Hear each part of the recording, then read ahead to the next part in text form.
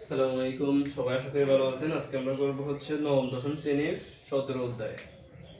17 অধ্যায়ের জন্য আমরা 17 অধ্যায় থেকে আমরা গড় নির্ণয়টা আজকে শিখবো। গড় নির্ণয় যেটা পরীক্ষা অবশ্যই আসবে, প্রায় 80% শিওর এটা কিসে আসবে, খতে আসবে, সিকিউ এর। আজকে আমরা শিখবো গড় নির্ণয় করার বেসিক আলোচনা। গড় নির্ণয় করতে হলে আমাদের একটা সূত্র লাগে। আগে আমরা শিখছি কি রাশিগুলোর যোগফল বা রাশিগুলোর সংখ্যা। এখন 9-10 যখন আপনি যাবেন তখন আপনার জন্য গড়ের সূত্রটা চেঞ্জ হবে।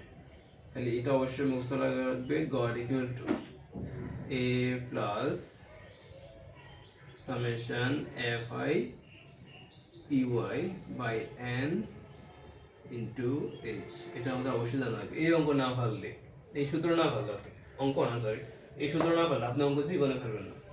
এখন আমাদের জানা দরকার যে এটা কি, এগুলা কি, এগুলা কি, এগুলো সব তো নতুন। তাহলে আমরা একটা আসি, এটা হচ্ছে যে আনুমানিক গড়। আনুমানিক গড় এটা আমরা ধরে নিব। আনুমানিক গড়, আনুমানিক ব্যাংকে আনুমানিক, তো এটা আমরা জানি না, তার ধরে নিব যে এটা আনুমানিক, এটা হইতে পারে এটা। তারপর এখানে আসছি সামেশন, তো বল লাগতেছে না, সামেশন হচ্ছে যোগফল। তাহলে fi fi এটা হচ্ছে আমাদের গণসংখ্যা।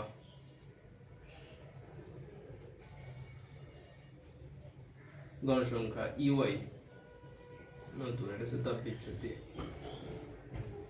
বৈশ্বিকের তাপবিচ্যুতি, এটা একটা সূত্র আছে আবার, UI equal to xi minus a by n। h মনে করবেন এটা। তারপর হচ্ছে আমাদের h শ্রেণী ব্যবধান, শ্রেণী ব্যবধান। তারপর হচ্ছে n,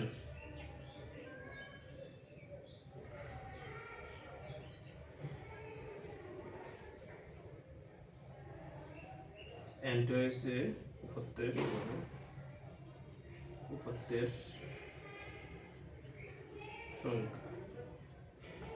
তাহলে আবার আসি, তাহলে আমাদের গড় নির্ণয়ের জন্য কি বললাম, এই সূত্রটা অবশ্যই লাগবে, a plus summation fi u by n into h। পুরো মুখস্থ এটা। এখন আমাদের যে চিনা লাগবে a কি, এটা কি, এটা কি, এই হচ্ছে আমাদের আনুমানিক গড়। আনুমানিক গড়টা আমরা কিভাবে বের করি, অঙ্কের মাধ্যমে করলে এটা ভালো বুঝে যাবে। আপাতত ধরে রাখেন এই হচ্ছে আনুমানিক গড়। fi গণসংখ্যা, গণসংখ্যাতে আমরা সবাই চিনি, অর্থাৎ 31 থেকে 40 পর্যন্ত আছে কতজন, 8 জন। তার মানে এটা হচ্ছে কি আমাদের fi, এটা তো জানা আছে। আর এই যে এখানে 31 থেকে 40 মধ্যে 10 ব্যবধান, এই 10টা হচ্ছে আমাদের h শ্রেণী ব্যবধান। এটা হচ্ছে গণসংখ্যা, এটা শ্রেণী ব্যবধান, এটা তো জানা আছে সবার। এই যে দাব বিচ্যুতি হচ্ছে নতুন আসলে আমাদের, দাব বিচ্যুতি। দাব বিচ্যুতি মানে কি, দাব বিচ্যুতি হচ্ছে আমাদের সূত্রটা জানা লাগবে, ui equal to xi minus a by n। xi টা কি, xi টা কি এখন জানা নেই। আচ্ছা xi টা আমরা জানবো, xi হচ্ছে মধ্যমান, xi মধ্যমান। মধ্যমান মানে কি, মধ্যমান মানে মাঝখানের মান। যেমন আমরা যদি বলি এখন 31 থেকে 40 এর মধ্যমান নির্ণয় করো, তাহলে মধ্যমান নির্ণয় কি, মধ্যমান নির্ণয়ের পদ্ধতি হচ্ছে ঊর্ধ্বসীমা যোগ নিম্নসীমা। ঊর্ধ্বসীমা 40 যোগ নিম্নসীমা 30 ভাগ 2, অর্থাৎ মধ্যমান, অর্থাৎ এই দুইটার মাঝখানের মানটা কত ওইটা আমাদের বের করতে হবে। তাহলে কিভাবে করলে তো ঊর্ধ্বসীমা যোগ নিম্নসীমা ভাগ 2, এটা হচ্ছে আমাদের মধ্যমান। তাহলে এই যে এখানে মধ্যমান আমরা কিসের মধ্যমান বের করবো তখন আমরা দেখবো, অঙ্ক করলে তখন ভালো বুঝে যাবে। আপাতত সূত্র শিখে রাখেন, x এর মধ্যমান, মধ্যমান নির্ণয় করার পদ্ধতি হচ্ছে ঊর্ধ্বসীমা যোগ নিম্নসীমা ভাগ 2, এটাই। আর এটা হচ্ছে আনুমানিক গড়, n গণসংখ্যা বা উপাত্তের সংখ্যাগুলো, উপাত্তের যে সংখ্যাগুলো আছে সমষ্টি ওইটা হচ্ছে। তাহলে এটা হলো আমাদের গাণিতিক সংক্ষিপ্ত পদ্ধতিতে গড় নির্ণয়। সংক্ষিপ্ত